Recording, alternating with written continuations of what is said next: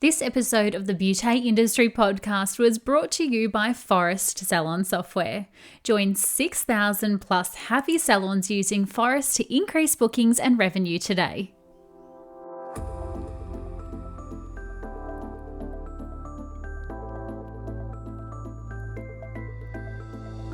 Hello and welcome to the Beauty Industry Podcast, your online support community for the professional beauty industry. I am your host, founding director of Beauty Industry, Tamara Reid. Here we are closing the competitive gap and speaking your language. This is a platform created and dedicated to the professional beauty industry, valuing community over competition. We serve to help connect you with inspiration from industry experts, expand your knowledge through educational pieces, and bring you the latest in product and technology innovation. This is Beauty Industry. Today, my guest is Emma Hobson of the International Dermal Institute. Emma is a skin and body care specialist who's been in the industry for over 30 years, with experience ranging from business owner, spa director, college principal to corporate director, working in countries across Asia, Europe, and the U.S.A. Emma has collected an extensive range of knowledge with definite global perspective. In 1993, Emma joined the International Dermal Institute, otherwise known as the IDI, in the UK, the world's largest and most influential postgraduate education centre for the professional skin therapist. Since 1995, Emma has been heading up the Education Department as Director of Education for the Asia Pacific region out of their office in Sydney. Emma's area of expertise encompasses dynamic business strategies, leadership and team management, a great insight into future trends of skincare, wellness and spa industry, all of which have led her to speak on many platforms around the world, including radio and television interviews, and interviewed speaker for the national and international industry events. As a company spokesperson and the go-to expert for IDI and Dermalogica, you'll see many of Emma's articles across various media channels. Emma's many accolades include being chosen by Beauty Directory as one of Australia's 10 most influential people in the health and beauty industry today, which is beyond special. An exceptional mention to Dermalogica for their 25-year anniversary in Australia this year. A very special celebration as Emma came to Australia 25 years ago to launch and establish Dermalogica and Dermalogica Education. From the International Dermal Institute, today we welcome Emma Hobson. Thank you, Tamara. It's very lovely to be here today. So lovely to have you. I'm so excited that in the midst of everything that's going on, we have some time to finally catch up and record this episode together. And I think my schedule's been a little tight recently, but I'm really looking forward to having the chat today. Brilliant. So Emma, we start our episodes the same way each week by asking our guest when and how and why they entered into the beauty industry. So where did it all begin for you? It all began in England because I'm British. I always wanted when I was at school to be in a job that wasn't sitting in an office, which is quite ironic as we sit here right now at our computers. And there was a college that I'd seen advertised called Champneys, and it was a health retreat. And you could learn not only beauty therapy and aromatherapy and reflexology, but you learn fitness and diet and health. And I was attracted to it like a magnet. And that's how I got into the industry. I went to Champneys, just knew from day one, this was going to be my profession for life. How incredible. I don't think many people know straight away what they want to do, but that's just fascinating for you that it was already so ingrained in you after seeing that kind of wellness and health aspect that this was going to be your career choice. Yeah, I was just so fortunate. When I think because it's so diverse an industry, there's so many different pathways that you can take.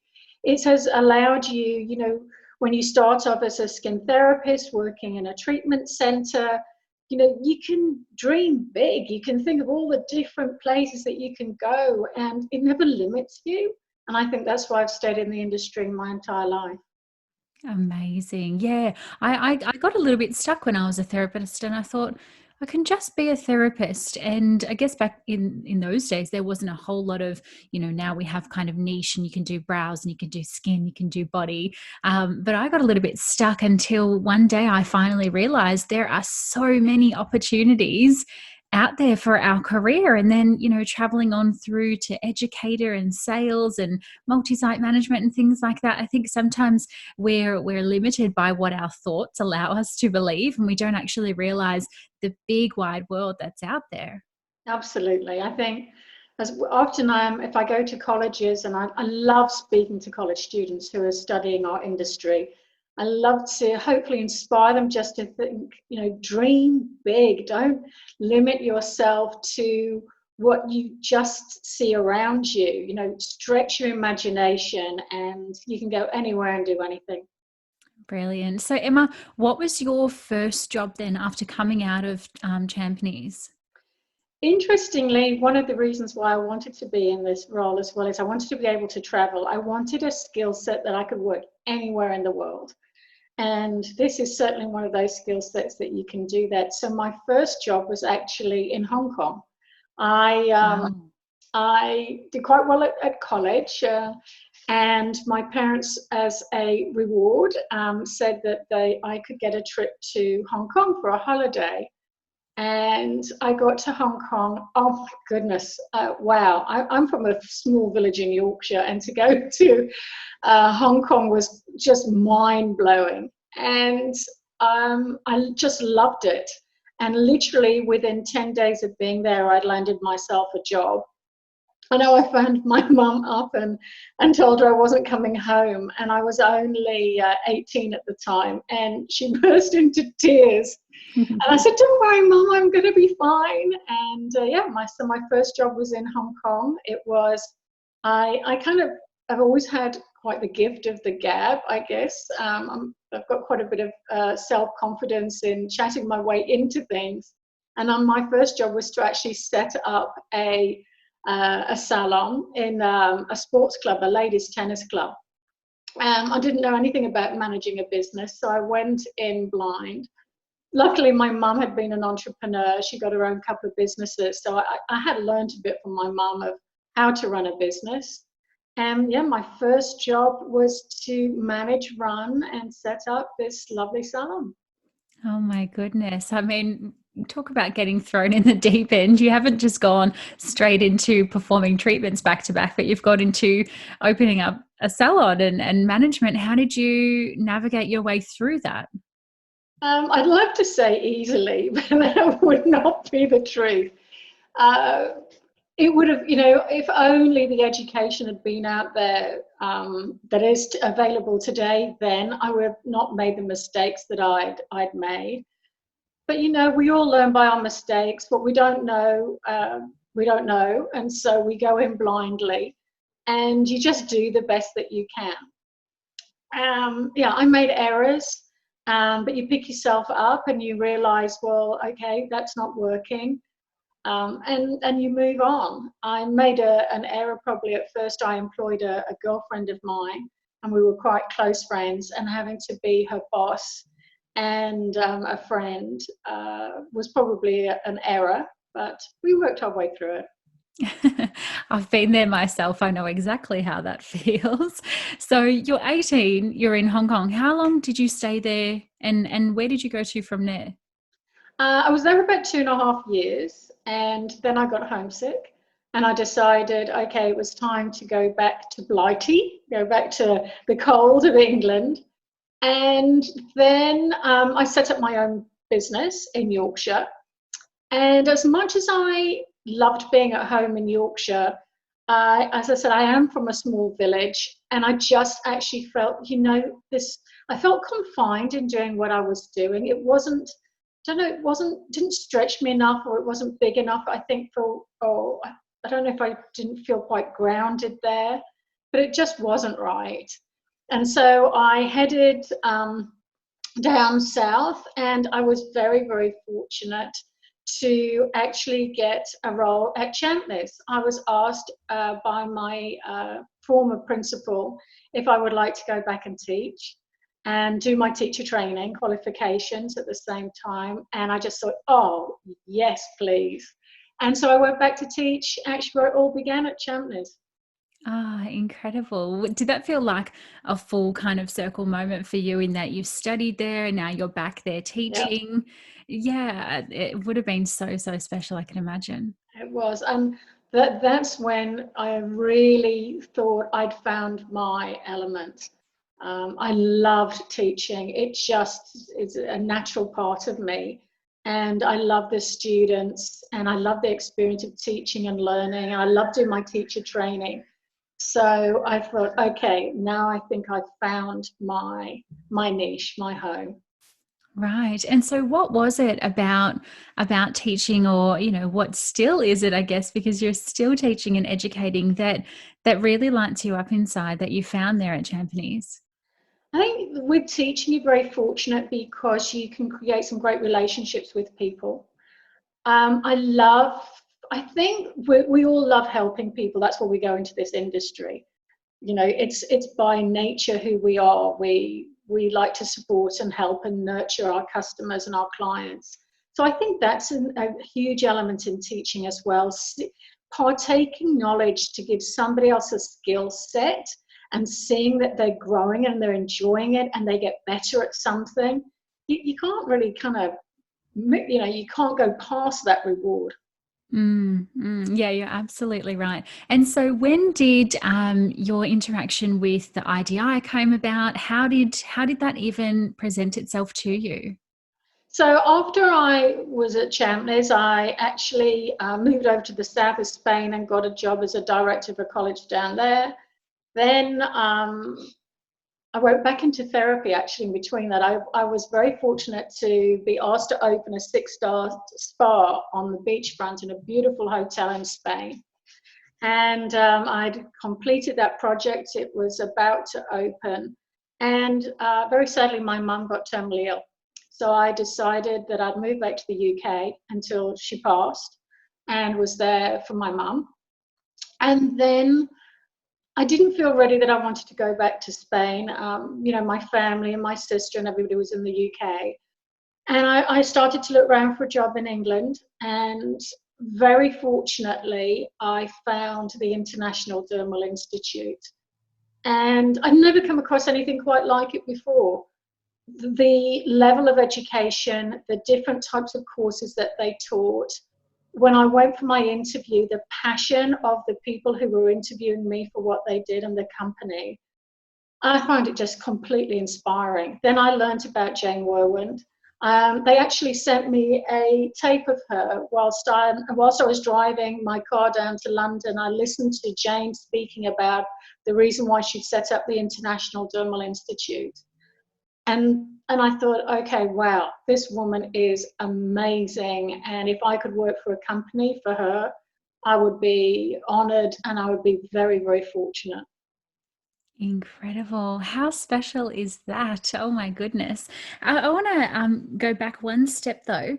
Being Yeah. in Hong Kong and then Spain, how did you navigate the language changes? I mean, I think it's every therapist's job to go work somewhere else in the world, but how do you do that once you're there? Yeah, well, Hong Kong's fortunate because at that time it was still sort of colonial Hong Kong, so a lot of people spoke English.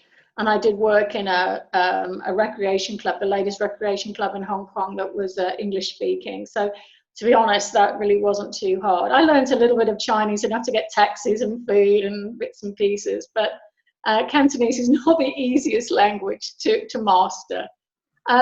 In Spain, I was more fortunate. My father actually moved to Spain when I was about 9 years of age. So I'd spent a lot of time in Spain already, holidays from school. So that was much easier for me. And I just had an intensive course of Spanish. Each and every day I had to go for a couple of hours of Spanish and just pick up my skill set so that I was good enough to be able to converse with our customers. Incredible. So life was much easier when you got back to England and started working with the IGI. It certainly was. At least you're in your own language as well. It was.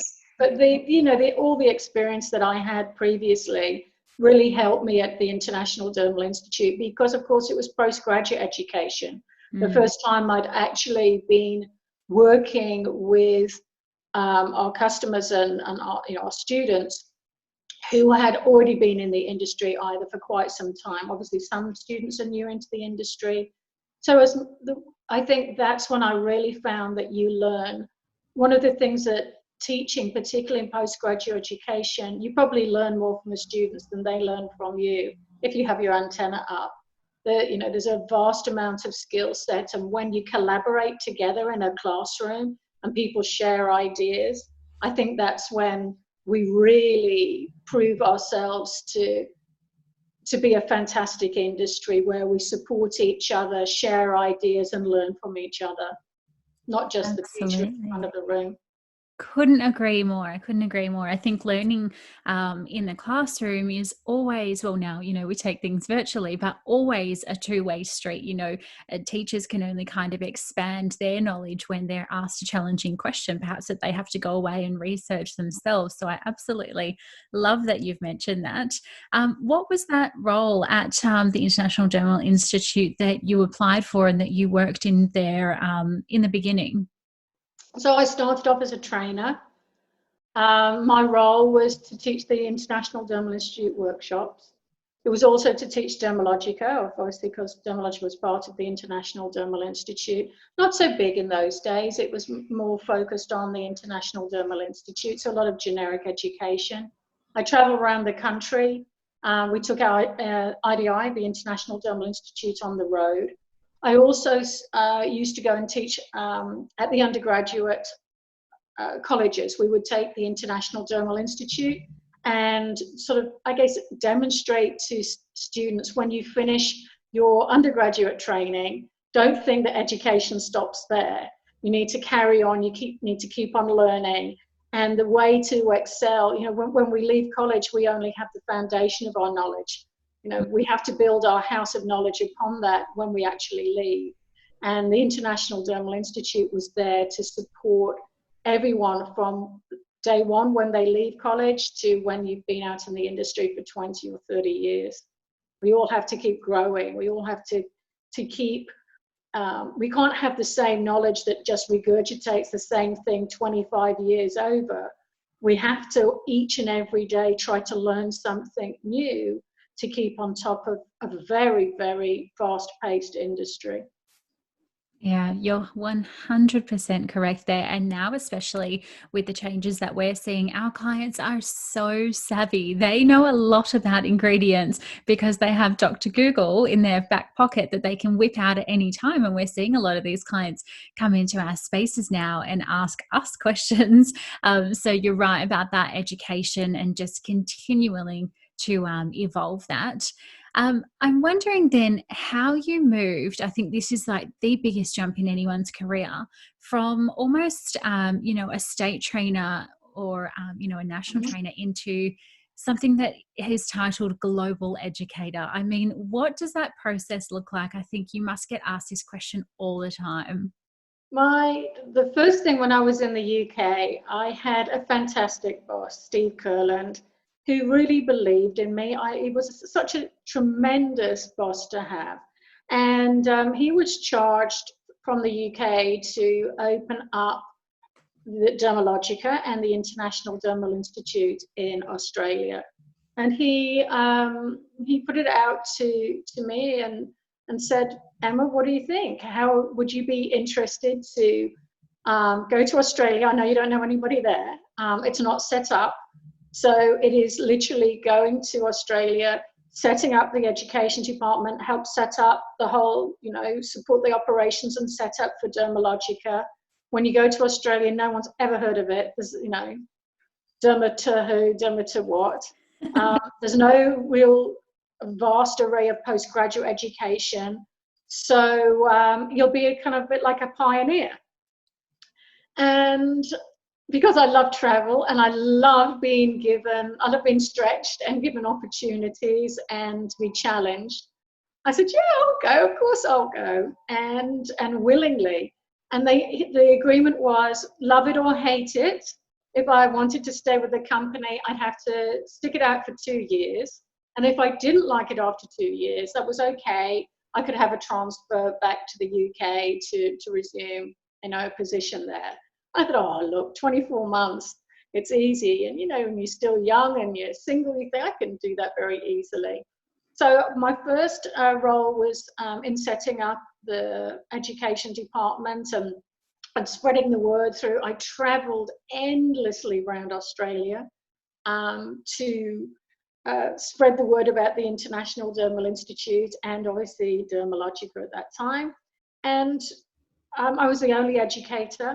We were in Willara, in this tiny place. So every day I had to have the theory desks out in the morning, and then at lunchtime I'd have to pack all the theory desks down and then bring out the professional treatment beds and set up in the afternoon. And it was a fabulous time.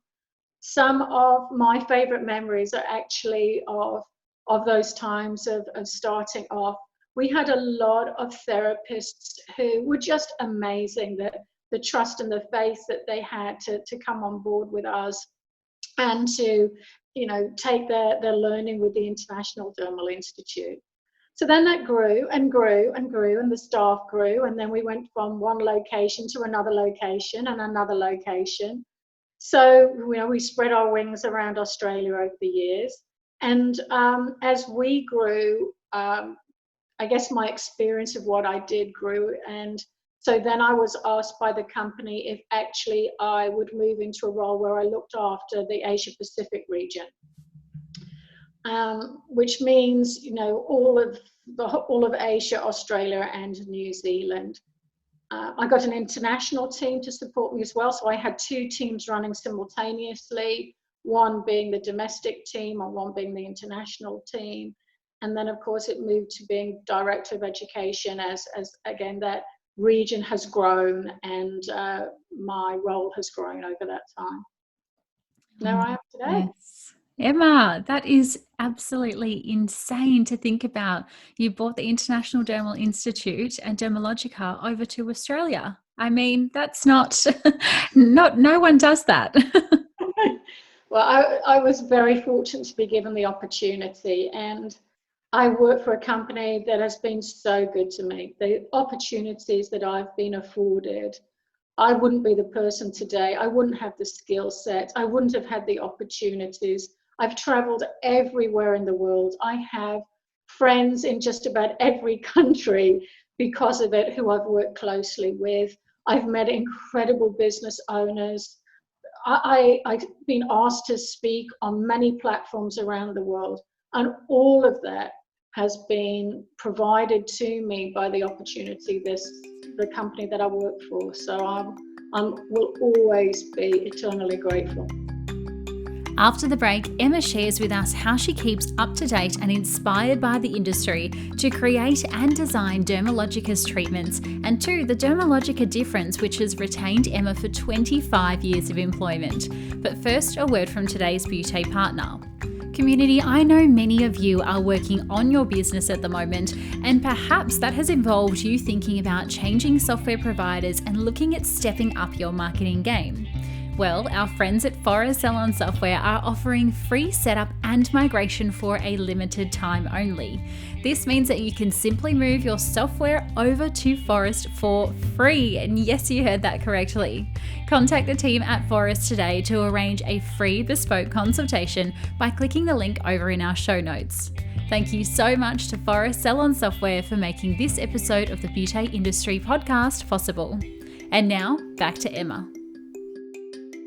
I'm wondering, is there a normal day in your life, or what does one do in the shoes of a global educator?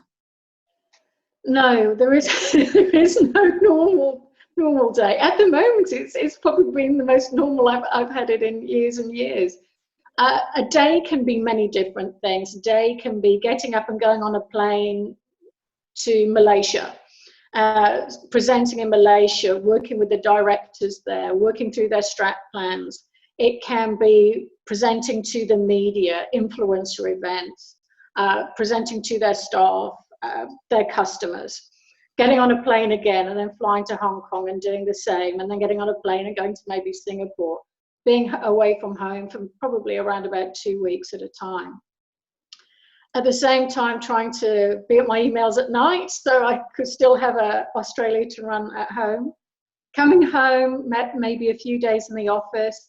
I'm on their leadership team, the executive team for our company. So it's connecting with them, making sure that education supports every department. So a very busy admin day. Of course, I have my team. And, you know, being the leader of my team is hugely important. So being present for my team, being there to support them and mentor them and guide them and give them what they need to develop in their roles.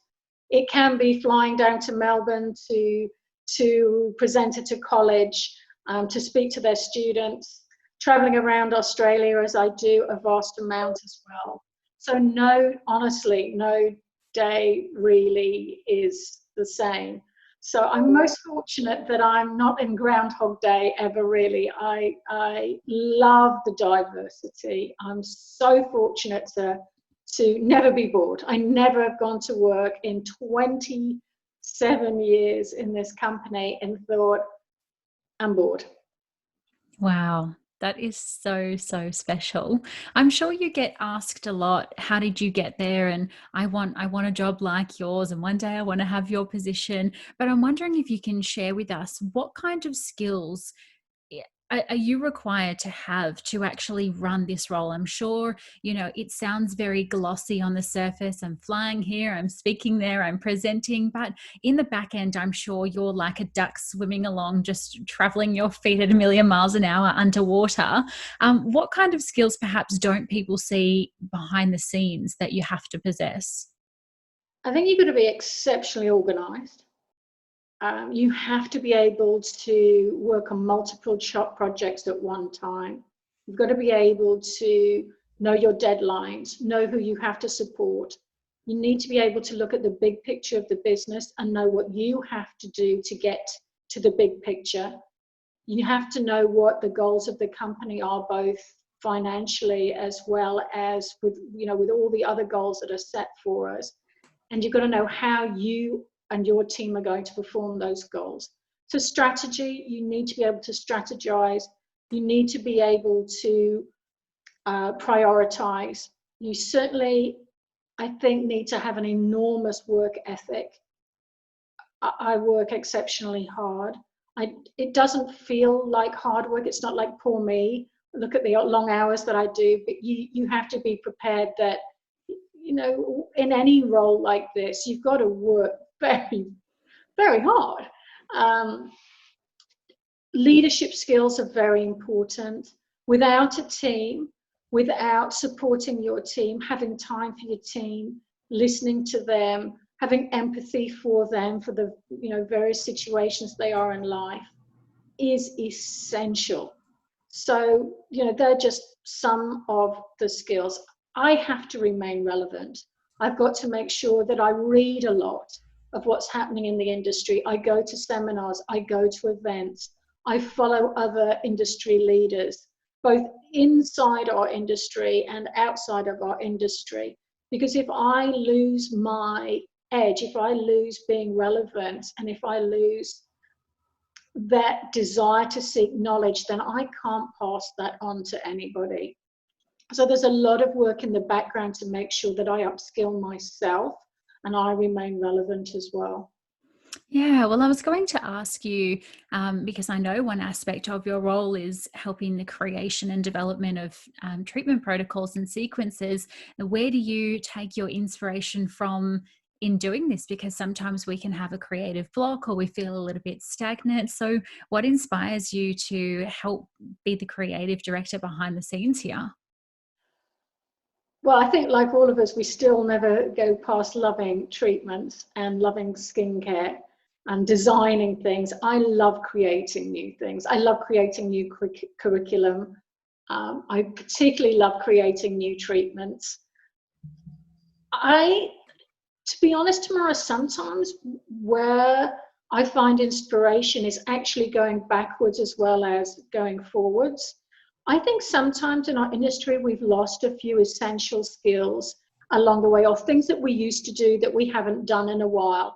So sometimes revisiting things that used to be popular or used to work, I also think is important, as well as looking at the new things and new technologies, and how can that technology go with that particular ingredient, and what could you do and how could you do it, and how can we personalize things so that for the client things never get boring, for the therapist things never get boring, that it remains exciting and different, and we get better results and different results. And I think just pushing the edges of what we see as normal in our treatments, all of those things excite me, and all of those things are what drives me to create something, something new. How special. How do you ensure consistency? I mean, you've got 20 staff there, 4 training locations. As we know, therapists, we can shut the door and we can just have a little fun of our own and not follow protocols and procedures and things like that. How do you ensure that your team and the therapist who you're working with do perform a consistent sequence or treatment? I think consistency first starts with yourself. I have to be consistent. I think as leaders, what you have to do is whatever you expect from your team, you have to first show yourself. So if I'm inconsistent, then I certainly can't expect anybody else to be anything other than that. So I need to be consistent in my messaging to my team. I need to be consistent in how I work with my team. I need to be consistent with the messaging, the protocols, the systems. I have to say, we have a lot of protocols and we have a lot of systems. And the reason why we have them is that they work, and it allows everybody to be able to do their job very well. That said, I constantly ask my team, what is not working? Let's get rid of what doesn't work. Let's introduce things. Can we do things better? And I think part of consistency is always looking and being good at what you do and having things running effectively, is always revisiting, is it still working, and is it still, can we do it better, or is it still relevant anymore? So that's one of the things. The reason why I have consistency is actually my team. I have a management team that are unbelievable, and they follow the protocols, support the team. And then again, I have a group of team members who are outstanding. And I think that the support of each other, that everybody knows everyone is treated as individuals in our department and in the company, but everybody's treated equally, even though they are treated differently. You have to be fair, but you have to always make sure when you've got a staff, be it 20, 40 or 10 or 5, that there's that individual way of looking after people, but always consistently being equal across the board with those people as well. Yeah, and as you mentioned earlier, it's all about that leadership, isn't it?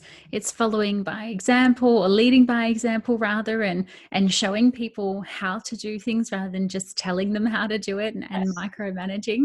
And I guess that comes back really to that old Chinese proverb of the fish rots from the head down. And you've been with the International Dermal Institute, as you mentioned, for 27 years. Yep. I mean, people get bored these days after 2 months, 2 years in a role.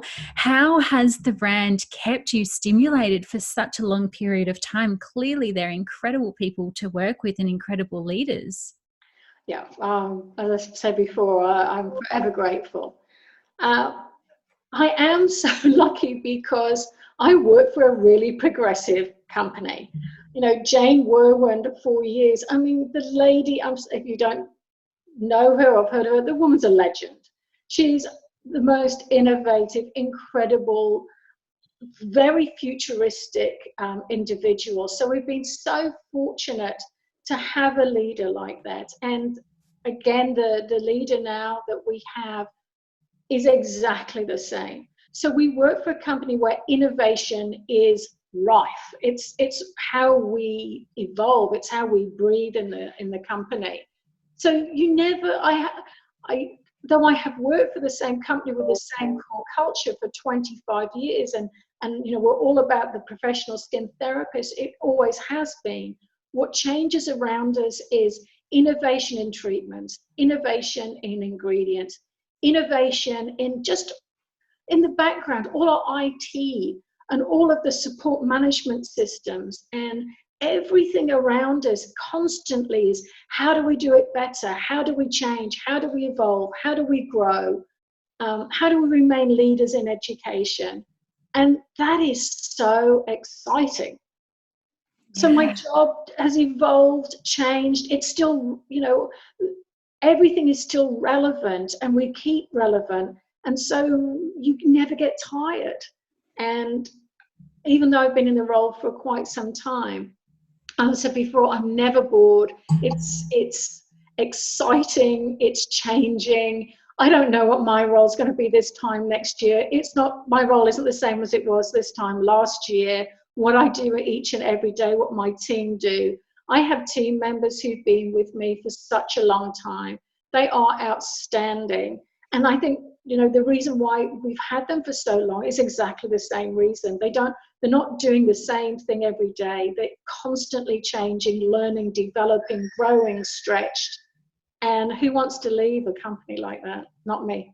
No, not at all. I want to ask you about the shift that you mentioned there, and goodness me, I mean, the last couple of months have felt like years on end, and we are seeing so much change.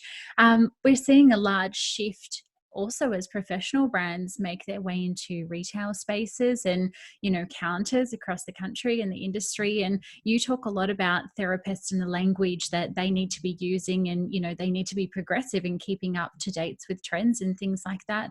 What can therapists do, or what do they need to know in order to kind of keep up with these trends and the change of the industry and the change of the climate, and just to make sure that they are always at the forefront of the industry and don't be succumbed to by retail spaces, for lack of a better word?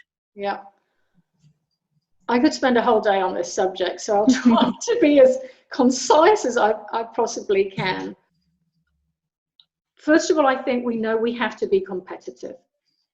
We need to embrace the competitive spirit of entrepreneurship and being in a retail environment.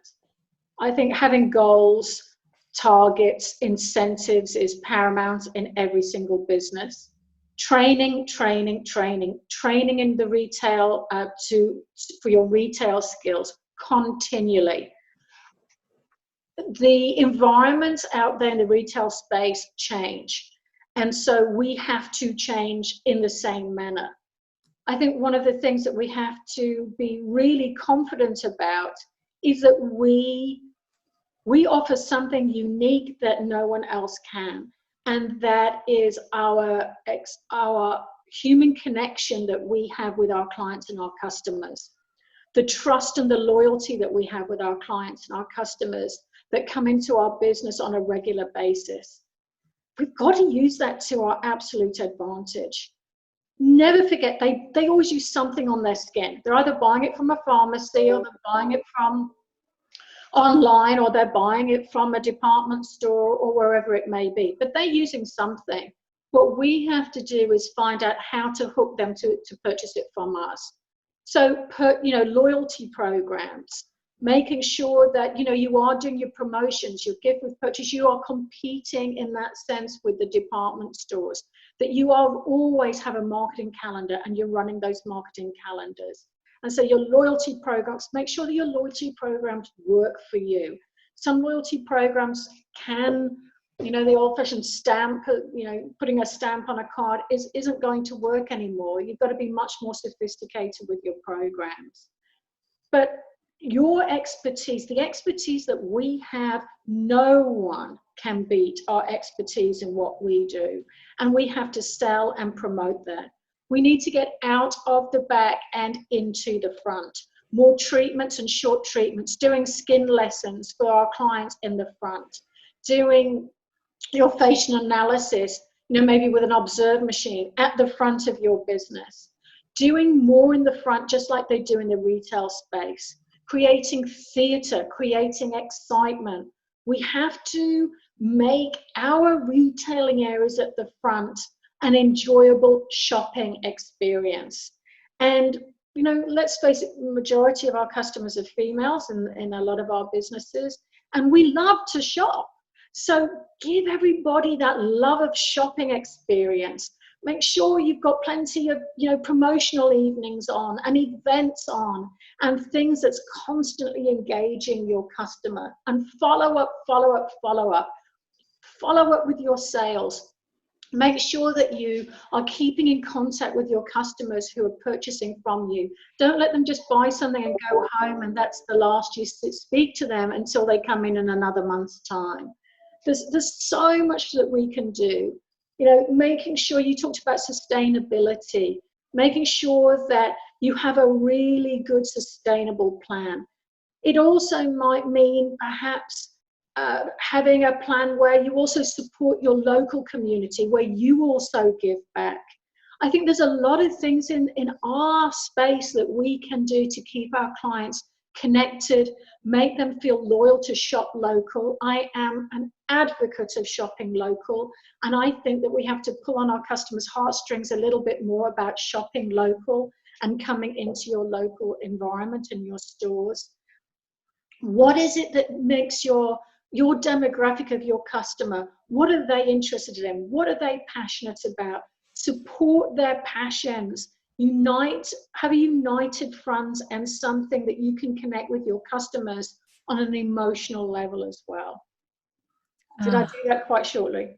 Love it. Absolutely love it. I think it's all just about being really proactive, you know, and looking at the big guys who are doing it well. I mean, look at your David Jones, look at your Maya, have a look at, not in terms of how they're performing a treatment as such, but look at their marketing campaigns, you know, have a look at their, you know, their EDMs. When you don't shop there, they send you an email, come back and shop with us. And just looking at the communication, I mean, if you look to people who are doing it well, you know, you can take inspiration from that. But it also, too, it sounds like a lot of activation. So as you said, you know, maybe moving the LED into places in the lounge where people can see it, or creating retail activations where you can actually see 30-minute or 20-minute treatments and things like that, just to inspire that. I mean, when we see something being activated at a shopping centre, what happens? Everyone is just drawn there. We don't even know what the activation is, but we're like, let's go have a look at it. I think if we create a bit more of that and just be proactive about that in our business, that will definitely put us on the right foot. Absolutely. 100% agree with you on every single point. Spot on. Thank you. So, Emma, I want to think back to when you first entered the beauty industry, and now looking at the role you've got, what plans did you initially have? I mean, you said you always wanted to be in the beauty and wellness industry, but did you ever imagine that you would be titled global educator, traveling around the world with such an incredible role? No. No, I didn't. I don't believe in luck. I do believe in hard work, and I believe in opportunity and grasping opportunities. I don't believe, though, that everything is just down to luck. So I didn't get here through luck. I got here through hard work and grasping opportunities. But I never imagined I would be as fortunate as I am today. For myself, I think I've got the best job in the world for what I do. And I think I work for the best company in the world, with the best job in the world, with the best team in the world. So life doesn't get much better than, I think, the position I'm in today. And I keep saying I'm eternally grateful for everything that I have. Absolutely incredible. And one last question before I let you go today. What excites you about the future of the industry? We mentioned that so much is changing, and what we are looking like now is definitely not what 12 months ago looked like. What do you even imagine just the next 12 months, let alone the future to look like? I see the next 12 months as a great opportunity. When we look, hygiene is going to be of paramount importance for moving forward. And the treatments that we do, how we perform them, how we engage with our customers in our space. And so therefore, I believe that the feeling of professionalism of our industry will heighten. The perception by our customers of the professionalism of our hygiene standards, of how we perform, how we clean, how we run our businesses will only be elevated. I think it gives us a huge opportunity. When I think of things like the dermal science degree, for example, that so many therapists are taking, again, this elevates our industry with our knowledge, our expertise. So many people have spent this time very wisely doing education. So when we go back, we're going to have better educated, more skilled therapists out there working on customers. That can only be a good thing.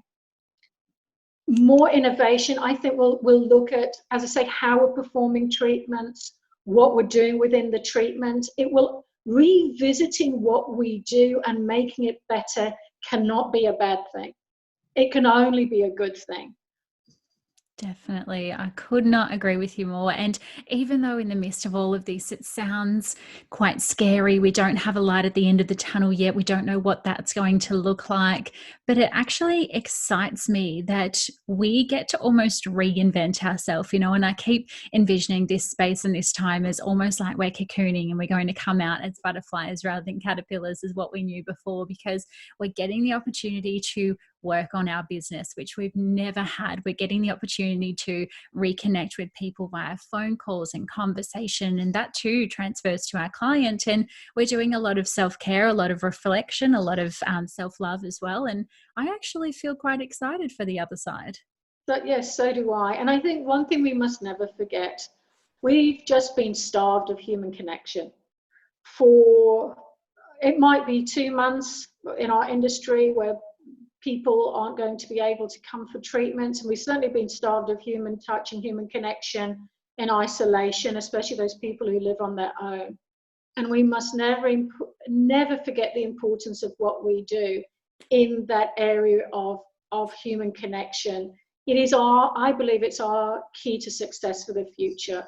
So when we do come back, understand the service that we are going to provide is more than a skin treatment. It always is more than a skin treatment, but it's never going to be bigger than it is when we go back, when people are yearning for that human connection and touch again. And we've got an important part to play in that. And I think it will make our industry even stronger than it's ever been before. Absolutely. What a beautiful note to finish on. Emma Hobson, thank you so much for having this gorgeous chat with me this morning. I so appreciate your time. Mara, it's been my absolute pleasure, and thank you so much. Thank you so much for tuning into today's episode. Emma Hobson is someone I could listen to and talk to forever and still have further questions to ask her. Could you tell? Dermalogica, as we know it in Australia today, is a reflection of Emma's hard work, passion and dedication, which I know many of you, as do I, appreciate and thank her for allowing us to experience. Though Emma has achieved some of the most incredible career highlights I've heard to date, is employed with one of the coolest jobs in the professional beauty industry, and is internationally renowned for her expertise, her ability to remain humble and appreciative of her role is something that I took away from today's conversation, and I hope you did too. If you would like to follow Emma as she travels the world and continues the education of therapists, you can do so by following her on Instagram at @EmmaHobson_IDI, and of course Dermalogica at DermalogicaAus, that's AUS. If you're listening and loving today's episode, make sure you take a photo of your screen or show us how you're listening over on your stories by tagging Emma, Dermalogica at Beauty Industry and myself at Tamara Shaw Reid so that we can see your support. By clicking subscribe in your podcast app or follow over on Spotify, you'll be kept up to date with every episode we drop. Or of course, you can follow along with the conversation with 4,000 other industry community friends on our Facebook group by searching for Beauty Industry Facebook community. Until next time, stay connected.